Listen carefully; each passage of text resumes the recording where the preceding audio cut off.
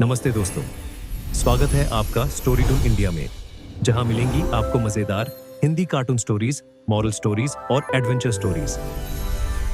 अगर आपको कहानियां पसंद है तो लाइक, शेयर और सब्सक्राइब जरूर करें। चलो अब शुरू करते हैं आज की मजेदार कहानी।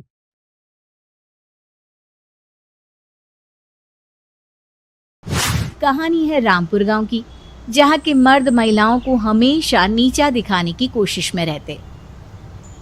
अरे अभी तक खाना नहीं आया क्या? मुझे एक और शादी करने की जरूरत है। नहीं जी नहीं, ऐसा मत करना, वरना मैं कहाँ जाऊंगी। खाना लेकर मैं अभी आई जी।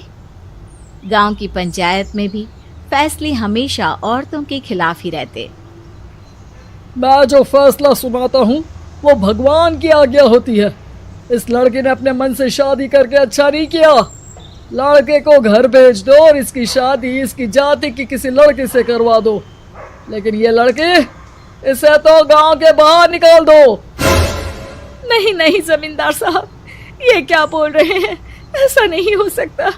मेरी बेटी मासूम है, इसे अच्छे बुरे की समझ नहीं है। अरे कहाँ जाएगी ये बेचारी? कहाँ जाएगी? इतनी चिंता है तो पूरे परिवार का गांव निकाला कर देते हैं। बेचारे पूरे बसे बसाए परिवार को गांव छोड़ना पड़ता है। चाहे जो हो, अगर बेटियों को कंट्रोल नहीं कर सकते तो गांव में रहने का कोई मतलब नहीं है। यहाँ औरतों को दब कर रहना होगा। कोई भी अपने हिसाब से कुछ नहीं कर सकता, सब ईश्वर की मर्जी से ही होगा। तभी गांव का एक आदमी दौड़ा दौड़ा आता है। सरपंच साहब, जमींदार साहब, वो कालिया है ना, उसकी बेटी पढ़ने के लिए शहर जा रही है। अच्छा, ये कब हो गया? और कालिया की हिम्मत कैसे हो गई ऐसा करने की? लेकर आओ उसे और उसकी बेटी को। बस फिर क्या था, हाजिर हो जाते हैं कालिया और उसकी बेटी सरपंच के सामने। और कालिया, ये क्या सुनने में आ रहा है? बेटी को इंजीनियर बना रहा है तू? और ये बता, गांव में तो स्कूल नहीं है, फिर कहां से इतनी क्लास पास कर गई तेरी बेटी? राधा, जो कि कालिया की बेटी है, उसे लगता है कि सरपंच उसकी तारीफ कर रहे हैं। सरपंच जी, मैंने ऑनलाइन पढ़ाई की है, डिस्टेंस लर्निंग से। सभी में मैंने अच्छे नंबर पाए हैं, जिसे देखते हुए शहर की इंजीनियरिंग कॉलेज में मुझे स्कॉलरशिप मिली है। वाह जी वाह, क्या होती है ये? पहले तो ये बताओ, फिर आगे की बात करते हैं। पूरा गांव राधा की बात सुन रहा था और राधा बोलती जा रही थी। तो ऐसे मैं फ्री में एक अच्छी शिक्षा लेकर गांव में जो कुछ परेशानियां हैं, जैसे बिजली, पानी और इंटरनेट जैसी समस्याओं के लिए काम करूंगी। मैं गांव को शहर से जोड़ने के लिए पुल का निर्माण करवाने का प्रस्ताव रखूंगी। मुझे पूरी उम्मीद है कि जल्द ही हमारा गांव भी तरक्की की राह पर चल पड़ेगा। राधा की बात सुनकर सारे गांव वाले ताली बजाने लगते हैं। सरपंच को समझ नहीं आता कि वो क्या करे। चुप रह नादान लड़की, गांव के खिलाफ जाने के लिए तुझे गांव से बेदखल कर दिया जाएगा, वो भी पूरे परिवार के साथ। और हाँ, अगर ठीक से गांव में रहना चाहती है तो ये पढ़ाई लिखाई छोड़ दे। हम तेरे लिए गांव का कोई होनहार लड़का देखेंगे। तभी गांव का एक आदमी बोल पड़ता है। अरे नहीं नहीं सरपंच जी, राधा बिटिया जो बता रही है, अगर वैसा हो जाए तो हम लोगों को पैसा कमाने के लिए बाहर नहीं जाना पड़ेगा। हाँ जी, और ना ही कोसों दूर पानी के लिए भटकना पड़ेगा। हमारे बच्चे भी अच्छी पढ़ाई कर सकेंगे और आगे बढ़ेंगे, ना कि हमारी तरह खेती करते बैठेंगे। क्यों गांव वालों, राधा बिटिया का साथ देना चाहिए ना।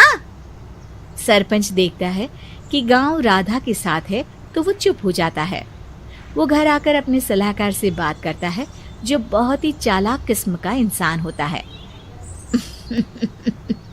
अरे सरपंच साहब, आपको बहुत ही होशियारी से काम लेना पड़ेगा। एक बार गांव तरक्की कर गया, यहाँ के बालक पढ़ लिए तो कोई ना पूछेगा आपको। और फिर ये जो बेटा और बेटी है ना आपके, इनको भी आम लोगों की तरह ही जीवन जीना होगा। हाँ, लेकिन करे तो क्या करे? वो ना आप मुझ पर छोड़ दीजिए, बस मैं जैसा बोलूं करते जाइए।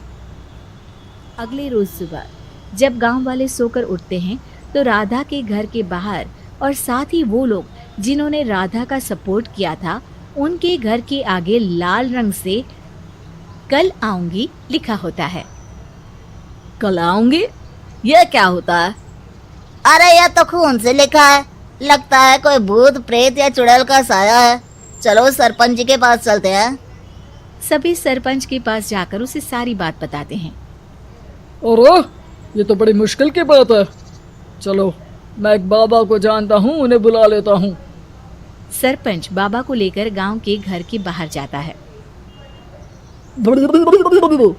ओहो, तो ये वो चुड़ैल है जो उन लोगों को निशाना बनाते हैं जो गांव को बदलने का सपना देखते हैं। वो गांव को ऐसे ही संपन्न देखना चाहती है। वो नहीं चाहती कि कोई बाहरी यहाँ का कायाकल्प करे। क्या तुम लोगों में से किसी ने गांव को बदलने की सोच रखी है? तभी राधा की माँ रोते रोते आती है। मेरी राधा घर से गायब हो गई है।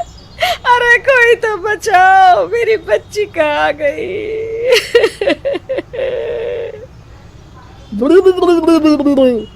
ले गई वो चुड़ैल, तेरी बच्ची को ले गई। अब वो उसे श्रापित करके छोड़ेगी, उस पर चुड़ैल का साया हो जाएगा।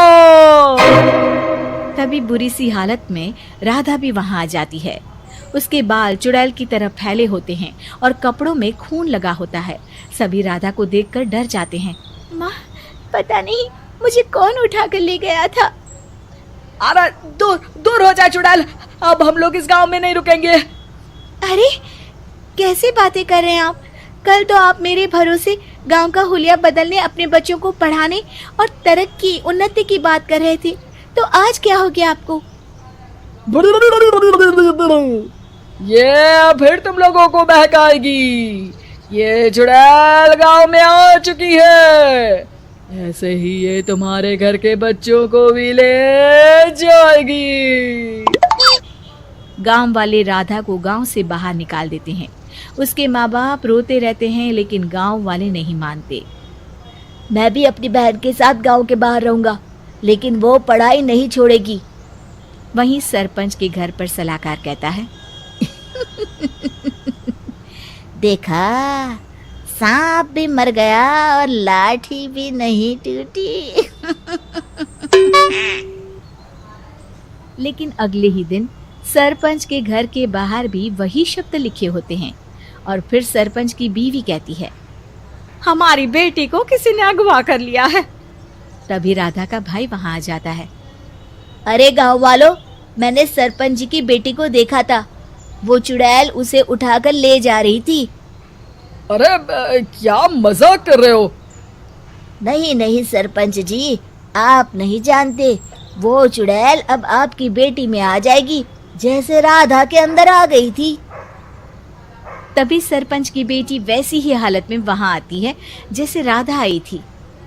पापा, पता नहीं कैसे मैं गायब हो गई थी।